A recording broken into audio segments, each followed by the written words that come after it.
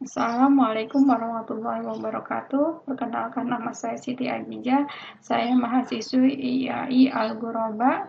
Kali ini saya akan membawakan presentasi mengenai sejarah perkembangan hadis dari zaman Nabi Shallallahu Alaihi Wasallam, sahabat dan tabiin dari mata kuliah Ulumul Hadis. Pembahasan ini saya intisarikan dari buku Pengantar Ilmu Hadis Syekh Manan Al-Qattan. Pembahasan ini akan ada tiga bahasan. Pertama, perkembangan hadis pada periode Rasulullah SAW, perkembangan hadis pada periode sahabat atau khulafa ar-rasyidin, perkembangan hadis pada periode tabi'in. Latar belakang, sejarah perkembangan hadis merupakan masa atau periode yang telah dilalui oleh hadis dari masa lahirnya dan tumbuh dalam pengenalan, penghayatan, dan pengamalan umat dari generasi ke generasi. Dengan memperhatikan masa yang telah dilalui hadis sejak masa timbulnya atau lahirnya, di zaman Nabi Shallallahu Alaihi Wasallam meneliti dan membina hadis, serta segala hal yang mempengaruhi hadis tersebut. Para ulama muhaddisin membagi sejarah hadis dalam beberapa periode. Adapun para ulama penulis sejarah hadis berbeda-beda dalam membagi periode sejarah hadis. Ada yang membagi dalam 3 periode, 5 periode, dan 7 periode.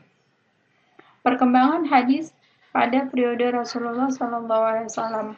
Pada masa ini disebut Al-Asr Al-Wahyi wa At-Taqwin, masa turunnya wahyu dan pembentukan masyarakat Islam. Pada periode inilah hadis lahir berupa sabda, aqwal, af'al, dan takrir. Nabi yang berfungsi menerangkan Al-Quran untuk menegakkan syariat. Tahapan hadis Nabi SAW berkembang pada masa kenabian melalui cara sebagai berikut. 1. Melalui majelis-majelis yang diadakan oleh Rasulullah SAW. Caranya, Rasulullah SAW menyampaikan tausiah kepada sahabat, kemudian sahabat menyampaikan tausiah tersebut kepada sahabat lain yang tidak bisa hadir. Ihad. Yang kedua, saat awal kenabian hadis banyak dihafal oleh para sahabat Nabi SAW. Telah kita ketahui bahwa kebanyakan sahabat untuk menguasai hadis Nabi SAW melalui hafalan, tidak melalui tulisan, karena difokuskan penulisan untuk pengumpulan Al-Quran dan dikhawatirkan apabila hadis ditulis, maka timbul kesamaran dengan Al-Quran.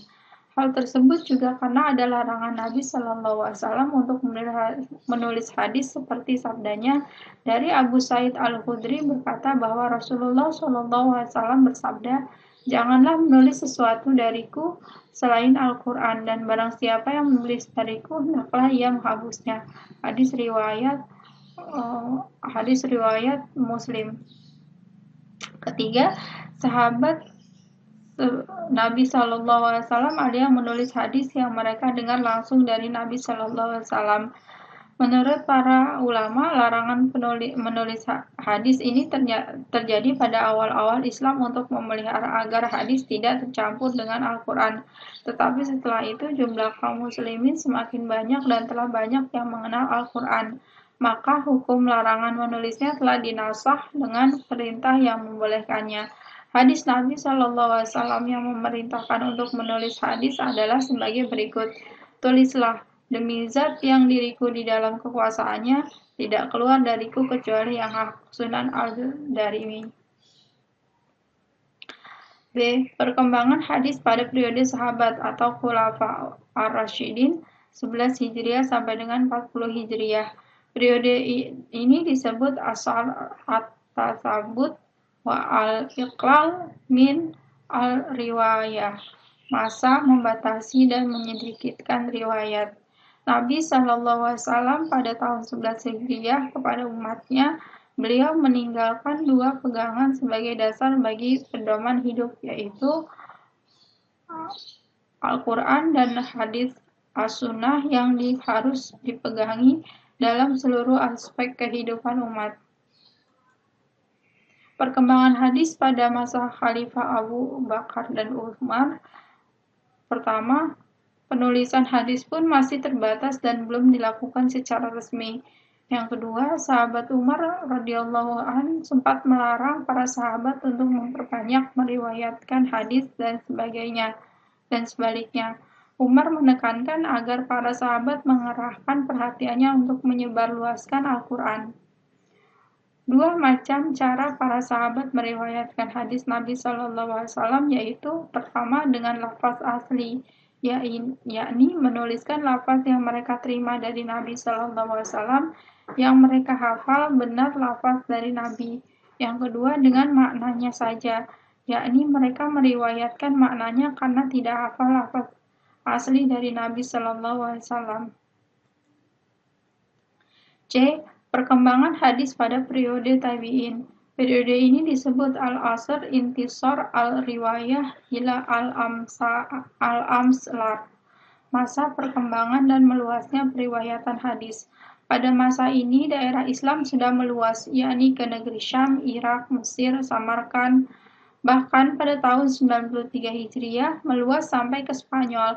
Hal ini bersamaan dengan berangkatnya para sahabat ke daerah-daerah tersebut, terutama dalam rangka tugas memangku jabatan pemerintah dan penyebaran ilmu hadis. Pada periode ini, bagi para tabi'in yang ingin mempelajari dan mengumpulkan hadis, akan mencari ke seluruh pelosok daulah Islamiyah. Karena pada periode ini, para sahabat Nabi Shallallahu Alaihi Wasallam memiliki hadis Nabi Shallallahu Alaihi Wasallam telah berpencar ke berbagai negeri.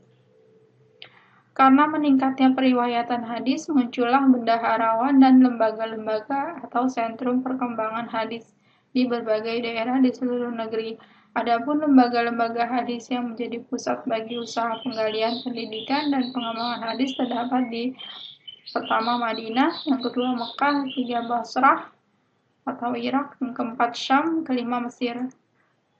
Namun, pada periode ini marak pula ada pemalsuan hadis Nabi Shallallahu Alaihi Wasallam sehingga akhirnya menimbulkan fitnah dan perpecahan. Hal ini terjadi setelah wafatnya Ali bin Abi Thalib radhiyallahu an. Pada masa ini umat Islam mulai terpecah-pecah menjadi beberapa golongan. Pertama, golongan Ali bin Ibnu Abi Thalib yang kemudian dinamakan golongan Syiah, kedua golongan Khawarij yang menentang Ali dan golongan Muawiyah, dan ketiga golongan Jumhur, golongan pemerintah pada masa itu. Demikianlah pembagian pembahasan kami kali ini. Terima kasih atas perhatiannya. Assalamualaikum warahmatullahi wabarakatuh.